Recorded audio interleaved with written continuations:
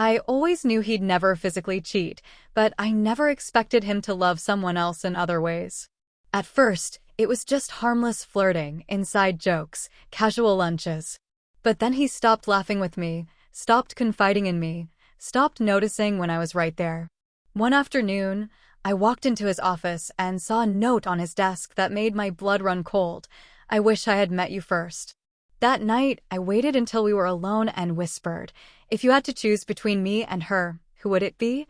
He swallowed hard, and that's when I knew his heart was already gone. Throw away because I don't want this tied to my main account. I've been lurking here for a while, but never thought I'd actually write one of these. But now, here I am. I've been married to my husband, Mark, for 15 years. We met in college at the University of Illinois. He studied architecture, I studied literature. We moved to Chicago after graduation. Got married in a courthouse. Small, quiet. Nothing flashy. We bought a modest house on the northwest side, had 2 kids, adopted a dog, built a life. Nothing out of the ordinary. Mark has always been reliable. Not romantic or overly expressive, but steady. He'd rather show love through actions, making coffee for me in the mornings, handling the bills without me having to ask, doing all the driving on road trips. That kind of man. The kind who folds laundry and fills the gas tank without saying a word. He also works a lot. He's always worked a lot. Long hours, especially since he made partner at his firm. I never questioned it. Architecture is deadline-driven, high pressure. Late nights come with the job. I trusted him completely. Still do, in some twisted way. I never thought he'd cheat.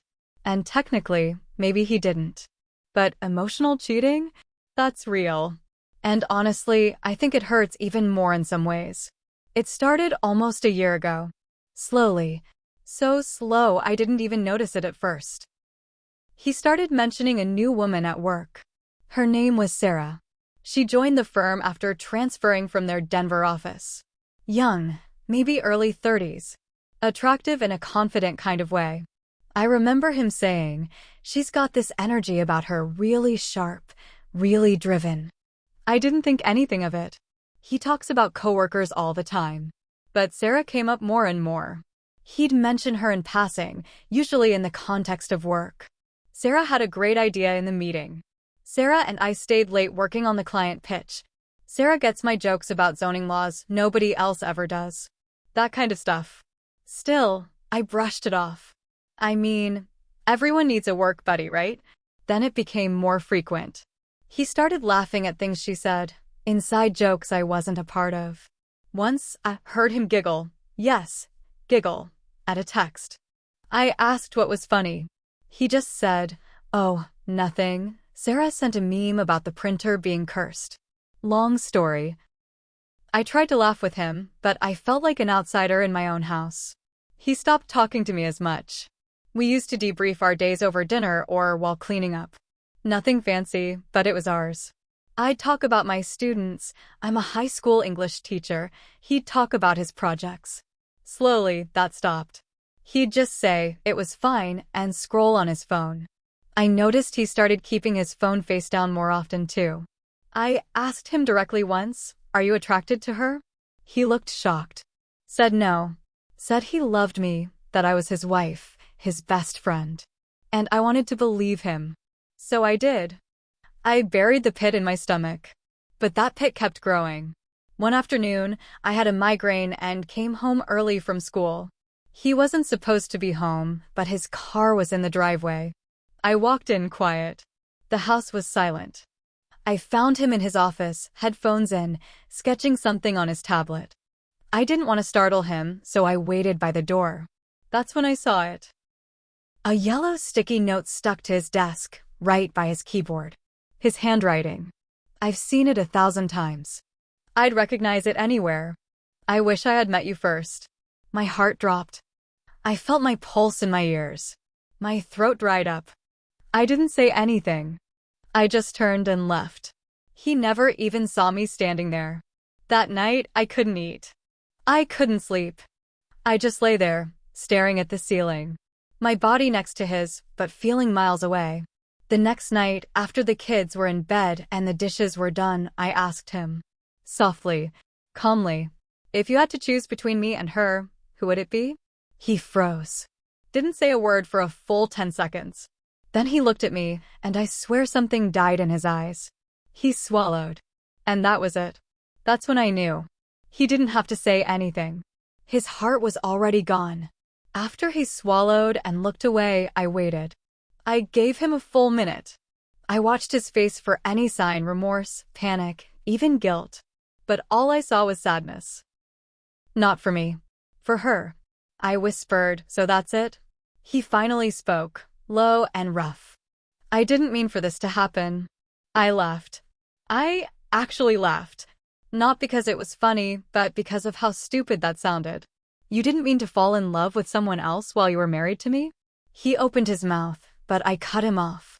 I cook for you. I manage this house. I take care of our kids. I wait for you to come home every night. I loved you every single day. And you didn't even notice when you stopped loving me back. He rubbed his face like he was trying to wipe the moment away. It's not that simple. No, I said. It is. That night, I slept on the couch. Not because he asked me to, but because I couldn't lie next to him and pretend we were okay. The next few weeks were like a fog. We didn't fight. We didn't talk much at all. We went through the motions for the kids. Soccer practice, groceries, dinners. Everything was polite. Cold. We were strangers wearing familiar skin. But the part that truly ripped me up came 2 weeks later. Mark's birthday. He had the day off. I asked if he wanted to do something just the two of us, maybe dinner, or even just drinks. He said he had a headache. Said he wanted to relax. Later that night, I saw a notification on the iPad that was still synced to his phone. A Lyft ride. Picked up downtown. Dropped off at a restaurant in River North. I looked it up. A fancy rooftop spot. Romantic lighting. Private booths. And I lost it. When he came home, I was waiting in the kitchen. I didn't scream. I didn't cry. I just asked, was it worth it? He blinked like he'd been caught sneaking in after curfew. You spent your birthday with her, didn't you? He didn't deny it. I asked, did you kiss her? He shook his head. No. I swear. Did you want to? He didn't answer. So I did. Of course you did. And then, something shifted. A part of me, something deep, started to harden. Because this wasn't an accident anymore. This was a choice. A slow, daily choice he kept making. He kept choosing her. Even if he never touched her, he gave her the parts of himself that used to belong to me. Then the next twist hit. And it was worse. One morning, I got a message. Not from Sarah. From another woman at his firm. An anonymous DM on Facebook. No name. Just, you should know they've been having lunch together alone almost every day. He drives her. They sit in his car after. Just talking. Thought you should know. I didn't reply. But I sat there staring at that message for a long time. It confirmed everything I already feared. He wasn't just emotionally gone. He was building a life with her in little secret pieces. Lunch breaks. Glances. Conversations I'd never hear. So I did something I never thought I'd do. I went to his office. I told the receptionist I was there to drop off something for Mark. She smiled and waved me through. I knew the layout. I'd been to a holiday party there once. His office was on the corner. Glass walls. Light wood desk. Framed blueprints on the walls. I walked in. And there it was. Her. Sitting in his chair. Laughing at something on his computer screen. He was leaned over her shoulder, their faces close. He looked up, startled. His face went pale. She turned around slowly. She knew who I was. Everyone did. I'm his wife. I didn't yell. I didn't throw anything. I just placed the lunch bag I brought, his favorite sandwich from his favorite deli, right on the desk. I looked him in the eye and said, I won't be invisible anymore. And I walked out. He didn't follow me. He didn't call. He didn't come home early. That night, he acted like everything was normal. Like I hadn't caught him in the middle of his new life. He didn't bring it up. Didn't even mention it. And I realized he didn't feel guilty. Not anymore. He'd already moved on. He was just waiting for me to catch up. A few days after the office incident, things at home got strange. Mark started acting nervous. He was suddenly trying, asking if I wanted to go out for dinner, offering to help around the house, making small talk again. He even brought home flowers. My favorite kind, white tulips. Except I hate white tulips. I've always hated them. He knows I hate them. It was Sarah's favorite. She mentioned it once at that stupid holiday party when she was making fake polite conversation with me. I love white tulips. So simple and beautiful.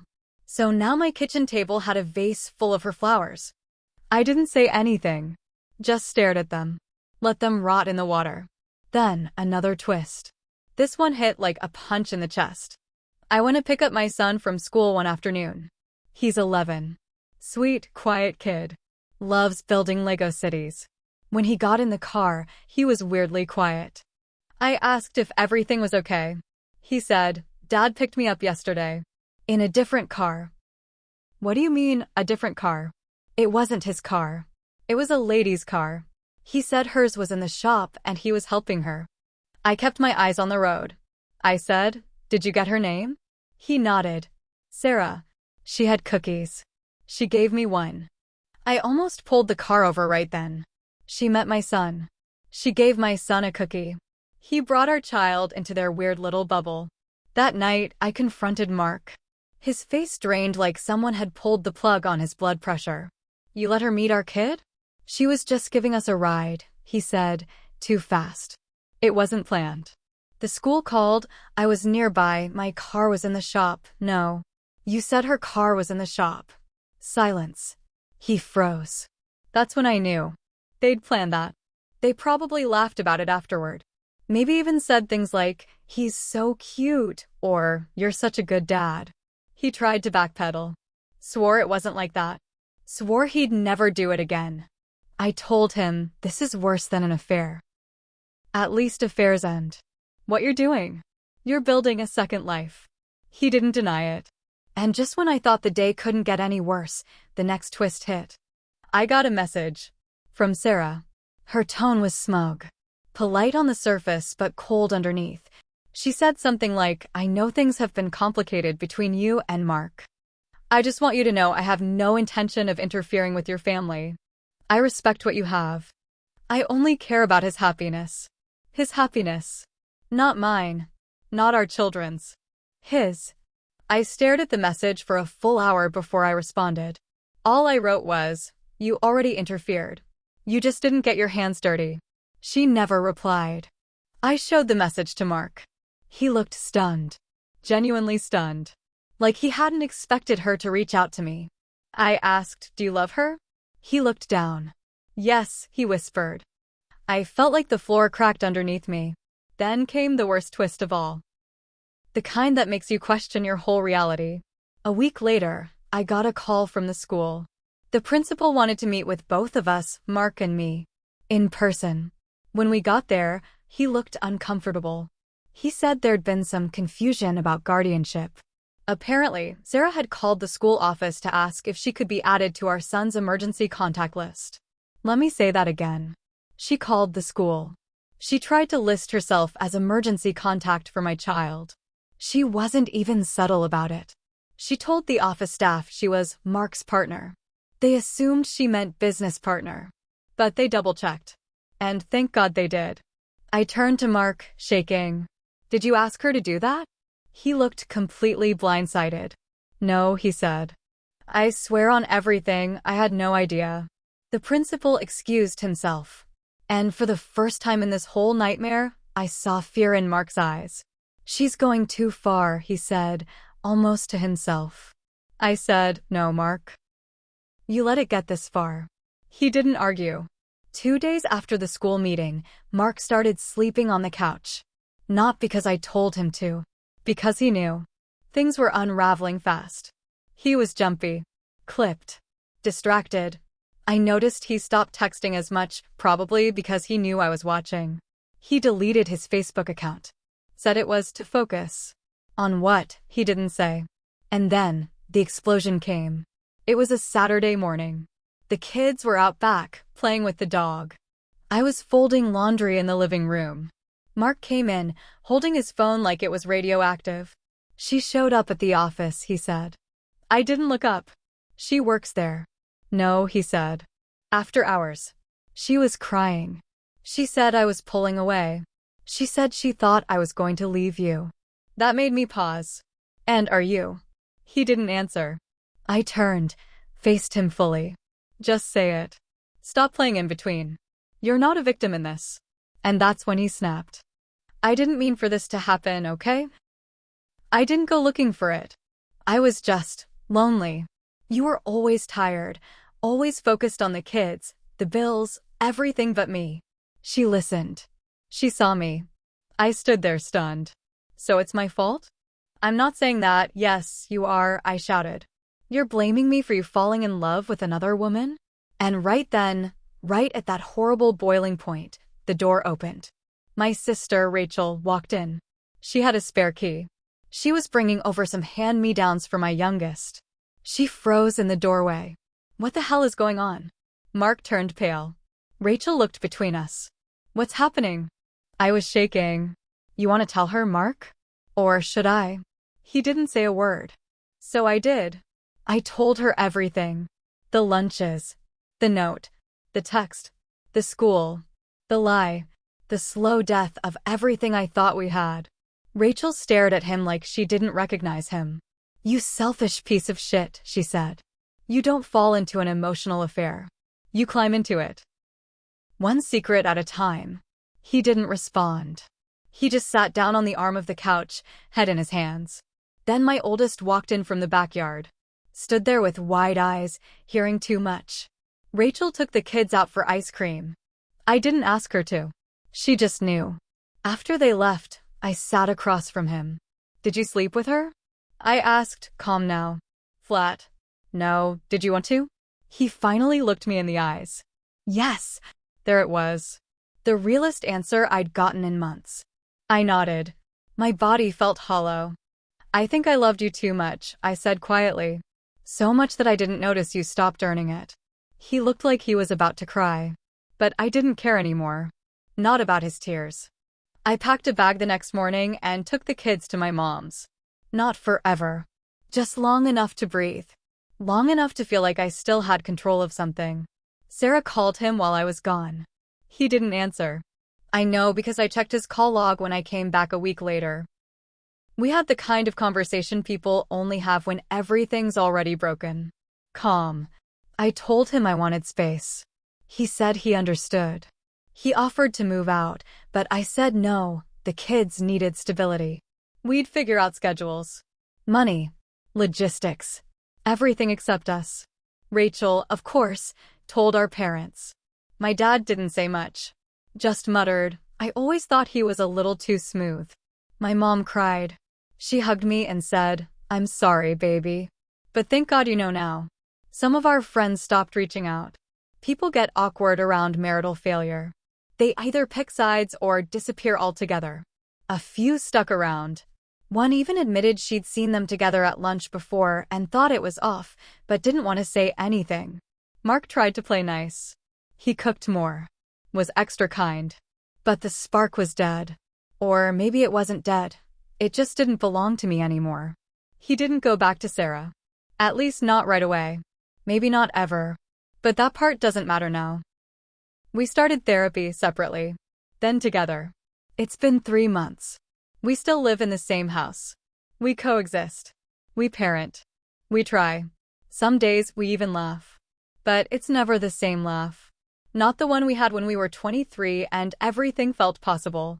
Do I still love him? Some days, yes. Other days, I only love the version of him I thought I had. Will we stay married? I don't know. But I do know this. If you have to ask someone to choose between you and another person, don't. Because the moment you have to ask, you've already lost. I gave him my heart once. I won't hand it over again to someone who didn't notice when it cracked. Whatever happens next. I'll be okay. Maybe not today. But eventually. And that's enough for now.